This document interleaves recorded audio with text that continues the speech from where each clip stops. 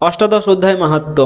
পার্বতী বললেন, হে স্বামীন, শ্রীমদ্ ভগবদ গীতার সপ্তদশ অধ্যায়ের মাহাত্ম্য বর্ণনা করেছেন, কৃপা করে এখন অষ্টাদশ অধ্যায়ের মাহাত্ম্য বর্ণনা করুন। শ্রী শিব বললেন, হে হিমালয় সুতে পার্বতী, তবে এখন শ্রীমদ্ ভগবদ গীতার অষ্টাদশ অধ্যায়ের মাহাত্ম্য শ্রবণ করো। এটা বেদের চেয়েও মহত্তর ও অপার আনন্দদায়ী।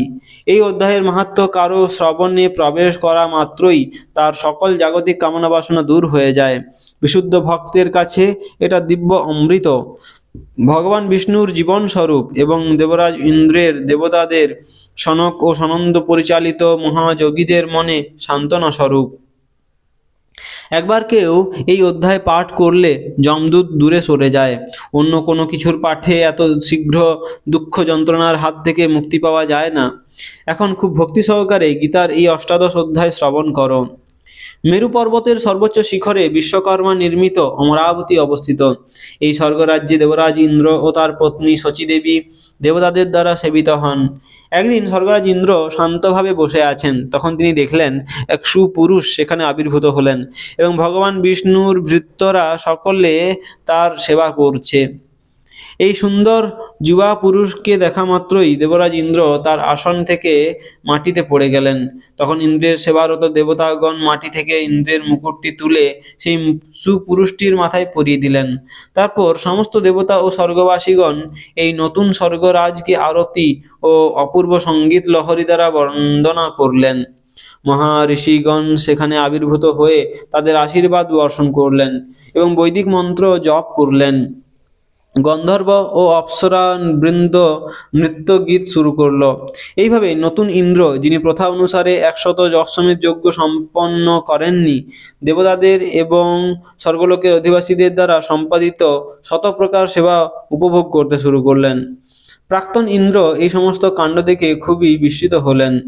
তিনি মনে মনে ভাবলেন, এই লোকটি কখনো কোনো কুণ্ড খনন করেননি অথবা অপরের জনকল্যাণের জন্য কোনো বৃক্ষ আদি রোপণ করেননি এবং অনাবৃষ্টির সময়ে তিনি কাউকে শস্যদানা দিয়েও সাহায্য করেননি।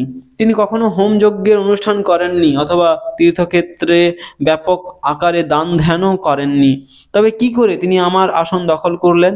প্রাক্তন ইন্দ্র মহা অশান্তিপূর্ণ হৃদয়ে ভগবান বিষ্ণুর কাছে প্রার্থনা করতে ক্ষীর সমুদ্রে গেলেন।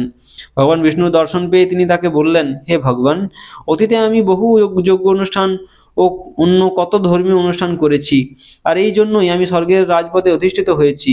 কিন্তু এখন অন্য এক ব্যক্তি এসে আমার পদ কেড়ে নিয়ে স্বর্গের রাজা হয়েছেন। এই ব্যক্তি তার জীবদ্দশায় কখনো কোনো মহান অপূর্ব ধর্মকীর্তি করেননি বা কোনো বৈদিক মহাযজ্ঞও সম্পাদন করেননি। তবে কিভাবে আমার আসন লাভ করা তার পক্ষে সম্ভব হলো? ভগবান শ্রী বিষ্ণু বললেন, হে ইন্দ্র, এই মহাত্মা প্রতিদিন শ্রীমদ্ ভগবদ গীতার অষ্টাদশ অধ্যায় আবৃত্তি করেছে। তার জীবনে সে প্রতিদিন অষ্টাদশ অধ্যায় থেকে 5টি শ্লোক আবৃত্তি করত। সেই কারণে সমস্ত বৈদিক যজ্ঞ ও পুণ্যকর্মের ফল সে লাভ করেছে। তারপর বহু বছর স্বর্গের রাজা রূপে জীবন উপভোগ করার পর সে আমার নিজ ধামে উপনীত হবে। যদি তুমি সেরকমভাবে শ্রীমদ্ ভগবদ গীতার অষ্টাদশ অধ্যায় আবৃত্তি করতে থাকো, তাহলে তুমিও আমার পরমধাম লাভ করতে পারবে। ভগবান বিষ্ণুর কথা মতো স্বর্গরাজ ইন্দ্র এক ব্রাহ্মণের রূপ ধারণ করে গোদাবরী নদীর তীরে গিয়ে পবিত্র কালগ্রণী নগর দেখতে পেলেন। পরম পুরুষ ভগবান সেখানে কালেশ্বর রূপে বিরাজ করছেন। এই শহরের সন্নিকটে গোদাবরী নদীর তীরে এক পবিত্র ব্রাহ্মণ বসেছিলেন। তিনি ছিলেন অতি কৃপালু এবং বৈদিক সাহিত্যের গোপন তত্ত্ব ও চরম লক্ষ্য তার অধিগত ছিল। প্রতিদিন তিনি সেই স্থানে বসে শ্রীমদ্ ভগবদ গীতার অষ্টাদশ অধ্যায়ের শ্লোকাবলী পাঠ করতেন। দেবরাজ ইন্দ্র তাকে খুবই সুখী হতে দেখে তৎক্ষণাৎ তার চরণপদ্মে পতিত হয়ে তাকে শ্রীমদ্ ভগবদ গীতার অষ্টাদশ অধ্যায়টি শেখাতে অনুরোধ করলেন। অতঃপর ভগবান ইন্দ্র কিছুকাল শ্রীমদ্ ভগবদ গীতার অষ্টাদশ অধ্যায়ের পাঠ অনুশীলন করলেন এবং পরিশেষে বিষ্ণুলোকের সর্বোচ্চ স্থান প্রাপ্ত হলেন।